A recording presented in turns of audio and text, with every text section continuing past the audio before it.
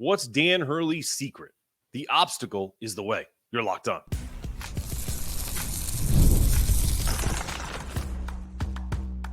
You are Locked On UConn, your daily podcast on the UConn Huskies. Part of the Locked On Podcast Network. Your team every day. Thanks for making Locked On UConn your first listen every day. We are free and available wherever you get your podcasts and on YouTube. Part of the Locked On Podcast Network, your team every day. Before we dive into today's show, I want to take a moment to share some news. As we've mentioned, with fantastic guests like Emily Adams of the Hartford Courant, Joe Arruda of the Hartford Courant, Dan Meehan, my co-host on Tuesdays and Thursdays, and some great interviews along the way. October has been the best month for Locked On UConn as a whole. Our community is growing super fast, and it's all thanks to listeners like you. Special shout out to my everydayers. Finally, here's something that we are super excited about. We talked about this every day. We're able to give back to our community and donating 10% of revenue to Husky Ticket Project that sends underserved kids to UConn basketball and football games. Also, we give 10% of our revenue to Bleeding Blue for Good. So by supporting this show, you're being charitable by sending kids to basketball games, football games, etc. And you're also helping players get the NIL money that they have rightfully earned by us donating to Bleeding Blue for Good. So if you're enjoying the content, take a second to subscribe, follow wherever you listen to the audio. Together, we're building something special and helping really make a difference for Husky fans everywhere. Thanks for making Locked On UConn your first listen every day. Today's episode is brought to you by FanDuel. You can start the season with a big return on FanDuel. New customers can place a $5 bet, and you'll get started with $150 in bonus bets if you win your first $5 bet. Visit FanDuel.com to get started. Okay, let's kick things off by digging into what drives this UConn team under Coach Dan Hurley. It's really a phrase that I've come to love in a book I've read numerous times. The obstacle is the way. This is the mindset that Hurley has drilled into his players, probably not by name, but by meeting this enormous pressure of a three-peat and other aspects going head on. Hurley's using it as a tool to hone his team's discipline, detail, and dedication. He believes, as I do, that if they embrace these high expectations and put that obstacle right in front of them, they'll be ready to handle anything that comes their way. Hurley himself said it, I've coached this team harder than I've coached any other team that I've had because I know the challenges that lies ahead and the level that people have studied us, how we play, how people are preparing to beat us. For Hurley, this challenge isn't just about surviving the season. It's about mastering every small detail and building habits that will set his players free to execute the kind of basketball he demands. It's not just about winning games. It's about creating a level of self-discipline where the fundamentals of this team become second nature. That's what practice is for. This dedication to discipline in the process is also why Hurley is so open with the team about the gravity of a possible three-peat. He's told them, it's the elephant in the room. It's here, and you can't hide from the opportunity. Instead of letting the pressure consume them, he's preparing them to embrace it, to turn it into fuel for each practice, each drill, each play. The daily, almost obsessive focus on getting better is what frees them to play without hesitation when the moment comes. Alex Caravan, who decided to come back for his junior year because of this unique opportunity, reflects on what that mentality, he said, is like. And I quote, that's one of the main reasons why I did come back. I believe we have a great chance at chasing a three-peat and adding myself to history. For Caravan, embracing this challenge, seeing it as a once-in-a-lifetime chance is what fuels his own relentlessness and relentless work ethic. He's not just here to play. He's here to contribute something that will leave a legacy. Caravan's perspective on discipline matches Hurley's perfectly. He explains further, quote, we're more so talking about how we become a better team heading into tomorrow and making sure guys take steps in every single day to reach that level that we can ultimately be at, unquote. The focus isn't only on winning the title, but on committing to each daily challenge, knowing that each step forward is what builds the momentum for something historic, building that foundation. For Hurley, it's these day-to-day challenges, the little obstacles that create a winning mentality. It's about embracing the grind so fully that when it comes time to perform, the team isn't thinking about what's at stake. They're just playing. As Hurley said, quote, the season that we're going to embark on is going to be a rarity in terms of what we could accomplish, to literally join those UCLA teams, quote unquote. But he's laser focused on the path to get there, and not just the destination, and what that means and what he's instilling each player. And I'm just going to comment on this really quickly before we move on in this kind of bonus pod of the day. You know, a lot of coaches, there's coach speak, and then there's Dan Hurley coach speak, because Dan will ultimately may have platitudes and things that you can point to as coach speak when he's talking about challenges and whatnot. But the one thing that Coach Hurley does differently than almost any other coach I've ever covered, talked to, had a relationship with, is he will smack dab tell you straight up what they're trying to accomplish every single day. Most coaches will say, well, you know what? We're just trying to get better. You know, we're not reflecting on the past. We're not doing anything.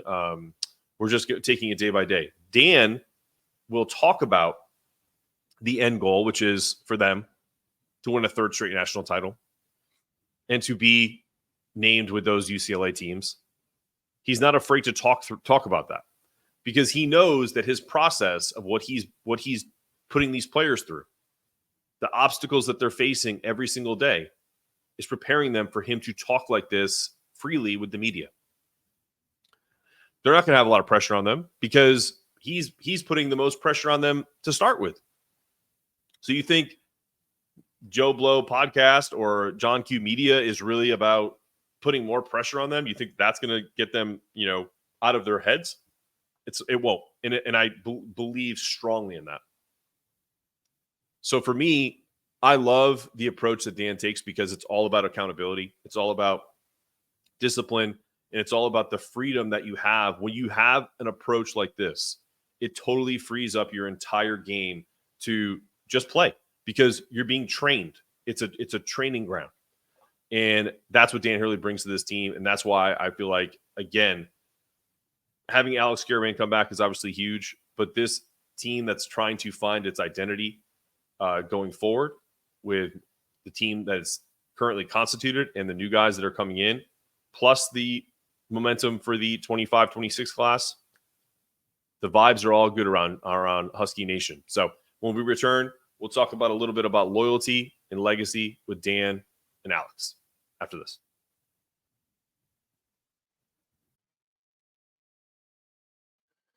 What's up, Husky fans? Our friends over at 5 Hour Energy know that being a passionate basketball fan is not just a hobby, it's a way of life. It takes a lot of energy to power through all-day tailgates if you're watching football, or going and watching games at the XL Center, going to watch them at Gamble, traveling to Stores South and MSG, which is why we created the Stand the Fan 5 Hour Energy Shot with a special flavor called Fan Fuel. The energy shot made for super fans just like you. The fans who are first in the parking lot and who are last to leave, we see you. And you know what else gives me a little bit of fan fuel? Opening day. We are 6 days away from the first tip-off of Husky basketball, and that's what 5 Hour Energy has your back. We're prepping for the big basketball previews, ironing that jersey. Whatever your game day to-do list is always a mile long, but that's why we have this limited edition Stand the Fan 5 Hour Energy Shot is here to keep you fueled throughout the season. What's your fan fuel this week? Whatever it is, do it with a 5 Hour Energy. All right, you're back on Locked On UConn. Little bonus pod talking about some things. There's been such good content out there and reading, and it's really kind of made me think about what this team has gone through this past off season. When you're doing stuff like I do day to day, you kind of sometimes you get lost in the sauce, and you really do have this, I don't want to say jaded, but you kind of, it's a rush to get things out. And I wanted to put this out there because it's a Friday. So hopefully people will watch this over the weekend. The interesting stuff is the offseason decisions that both Dan and Alex faced, because those choices really speak volumes about who they are as people and leading this UConn team first. First, we'll talk about Dan. He was offered, obviously, the head coaching job for the Lakers. He was likely offered, we don't have confirmation of it, the head coaching job at Kentucky. But let's focus on what we do know about the LA job that just doesn't come around every day. And we've talked about this ad nauseum about, it wasn't the right fit. It wasn't the right time. But if you're listening to this and you're a UConn fan, I want you to think about what you do for a living. Think about if whatever it is you do for a living, you were the best at it. And another level of that same position or that same, career or vertical calls you up and says, we're interested in paying you X amount of money. We're interested in giving you the prestige of being the whatever you are. And make sure you look at it from that perspective. Because I'll tell you right now, I'm a recruiter by trade. So I'm independent right now. I have my own business. But if someone called me and said, we want to buy your business because we think you are so good at what you're doing, we want you to kind of teach us how you create the talent that you create and all this different stuff, you're damn right I'd listen, because I've worked hard for this. And I've worked hard to build a business where I feel really comfortable that I'm out on my own. And so, when Hurley was first offered the head coaching job from the Lakers, I did get that pit in my stomach feeling, because it's the Lakers. Say what you want about LeBron, say what you want about Anthony Davis. To coach two of the best players in all of the world on a regular basis, for a coach, that's got to be pretty cool. And it's got to be pretty enticing. And a lot of coaches would have jumped on that. But Hurley chose to stay at UConn. And his reason? He felt a commitment not just to the university, but to his players and the culture he was working on, working so hard to build. And I take that back to what I do for a living. I'm working hard to build a business. It would be hard for me to say no to someone buying it, but I'd have to think really hard. I mean, there's people that depend on me. There's people who look to me for advice. So I'd really kind of be interested in hearing them out, but I don't necessarily know if I would go with it. So I resonate with this decision so much, because he's talked about it. And he said for a couple of days they were in a tough spot. I think it shows a commitment that I have to them. It shows a commitment that I have to UConn. And what he means by that is, for a couple of days, people were in limbo, like that decision period with him and Andrea and everything that was chronicled, Good Morning America and whatnot. To me, that's not just loyalty. It's a testament to the type of bond he's created with his players. And I'm not trying to get into faith or religion. I honestly don't care what people's religion is, and if they pray, if they don't pray. But you kind of have to wonder if Dan's commitment to his faith is a part of why he decided to come back. It has nothing to do with the area, right? You can be a faithful person and live in LA. You can be a man of faith and live in Connecticut. I think it had more to do with he has this kind of mentality, at least from what we hear, that he is, a very spiritual person. All the superstitious stuff with the saging of the cord and the holy water and recommitting his faith. And I just wonder if that mentality of his, where he felt very comfortable with where he was in Connecticut, had a lot to do with the loyalty to the kids, because I don't think he would have thought it was morally right to go. I think that's just me. That's just you can call me naive, you can call me whatever, but I think that is true to Dan Hurley's personality, ego and all, right? Then there's Alex Caravan, who went through his own decision-making process over the summer. He tested those NBA waters, went through the draft combine, got a good sense of where he stood, and ultimately felt his work wasn't done at UConn. He said in a recent article, quote, "It was definitely stressful. It was a huge learning opportunity for me. I've always had a gut feeling that I needed another year, and I'm glad that I followed through with that," unquote. And what stands out is that both Hurley and Caravan went through these big decisions at the same time and leaned on each other for guidance. Hurley even admitted, quote, "We have a unique connection. We think about our family, we think about basketball, and then we go back to thinking about our family, and then we think about basketball more," unquote. That level of focus, that shared purpose, makes for a powerful duo leading this team. For Caravan, returning wasn't just about loyalty. It was also about the chance to be a part of history. Let's face it, not a lot of players get an opportunity to three-peat. And he said, quote unquote, "For myself, for Haas and Sampson, we have the chance to three-peat, and that's something that's unheard of in college basketball now." And that's a bold statement, but it shows the confidence and ambition that Hurley has instilled in these players. And look, I think they both made the right decision. I think Alex is going to have a leap this year. We've talked about it and chronicled it. I think that's going to propel him into the first round. I think Dan will eventually end up being an NBA coach. I think that's in the cards for him. But I think it'll only be on his terms if he can dictate them, not uproot his entire family away from the East Coast. So that's what I think. But I also think the bigger aspect of Dan Hurley is you have to go through history and look at all of the jobs he turned down before he even got to UConn. You know, jobs that would have set him up financially, set him up with more prestige. So just because the NBA comes calling doesn't mean he's going anywhere. So when we return, talking about building that new identity with these new recruits and the work ethic it takes to come and play for, yes, none other than Coach Dan Hurley. Hey, NFL fans, you can start the season with a big return on FanDuel, America's #1 sportsbook. So that way, when you get a hunch in the middle of a game, you can check out the latest stats, view play-by-play, and so much more on the page where you place your bets. You'll get started with $150 in bonus bets guaranteed when you place your first $5 bet. That's FanDuel.com. To get started, I check out UConn at plus 950 to win it all this year. Just my 2 cents. Go check it out. All right, you're back on Locked On UConn. Yeah, what a few months here with the show. Really want to thank everybody that subscribed. We really appreciate everything that you guys are doing for us in building this show up. Go tell your friends to subscribe. Go check out our audio versions. That way, if you're ever on the road and don't have a chance to watch this, like most of you do, I would love for you guys to kind of also have the audio version of that. Take a sip of water here. UConn's roster has evolved. And what we can expect from the new faces stepping up this season is with four new starters now in the NBA.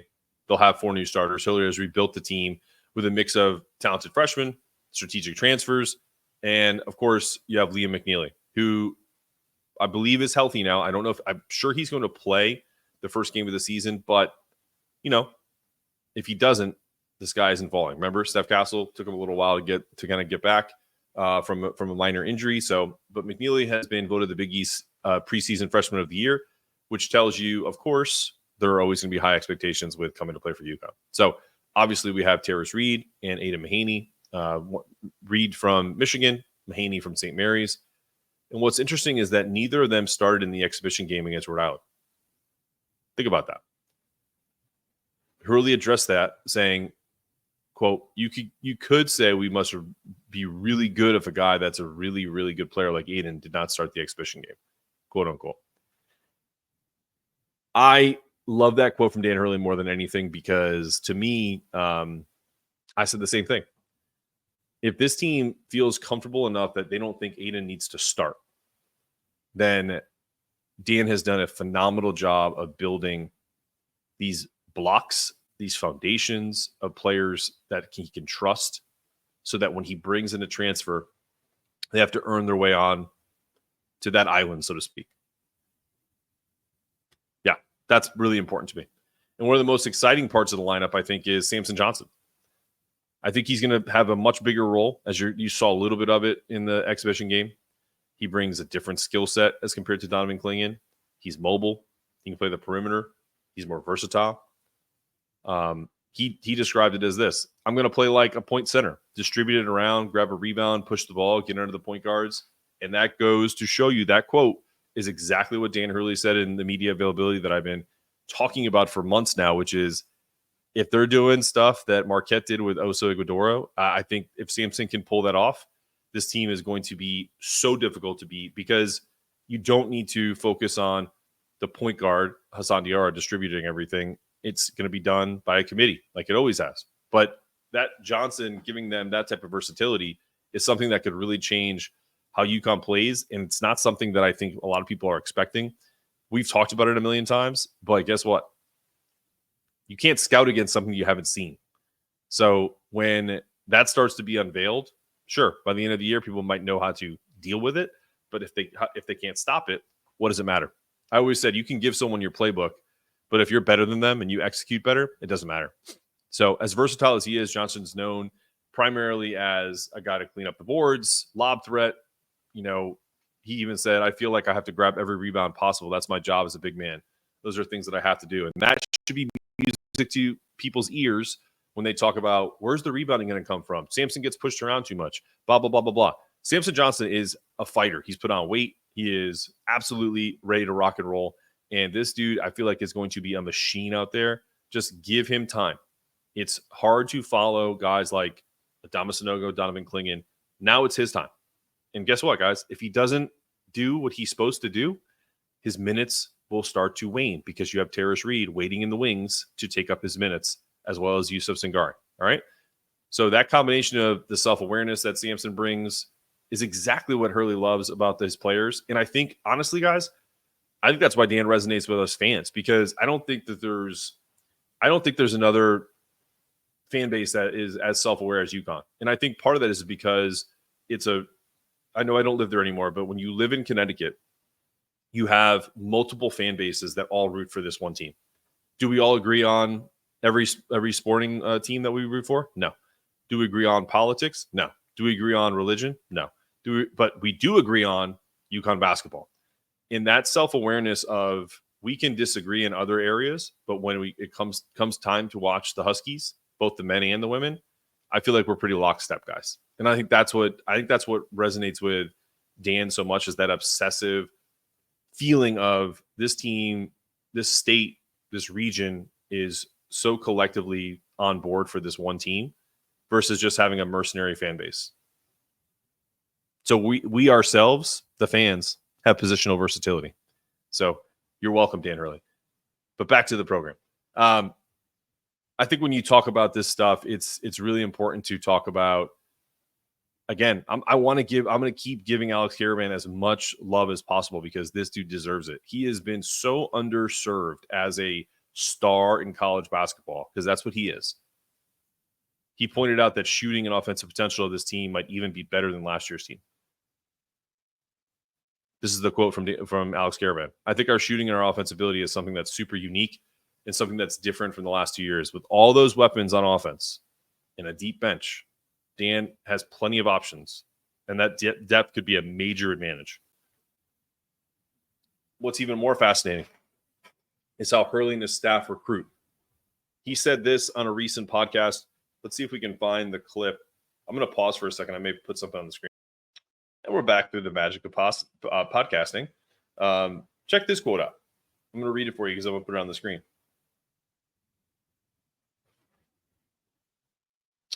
I don't want to recruit talented players who will make us lose. Sometimes you evaluate some of the best players in the country, and you know they'll prioritize their own interests over UConn's.